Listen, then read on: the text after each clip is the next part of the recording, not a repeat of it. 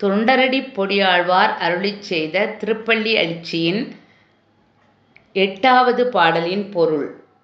வம்பவிழ் வானவர் வாயுரை வழங்க. வானவர்கள் பசுவுக்காக அருகம்புல்லை கொண்டு வந்திருக்கிறார்கள். விலைமதிப்பெற்ற செல்வம் பசுக்கள்.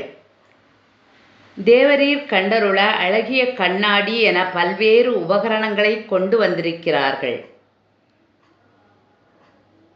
பயன்கருதா முனிவர்கள் எம்பெருமானுக்கு ஏற்றது என இவற்றை பார்த்து பார்த்து கொண்டு வந்திருக்கிறார்கள். தும்புருவும் நாரதரும் மங்கள கீதங்கள் பாட வந்திருக்கின்றனர்.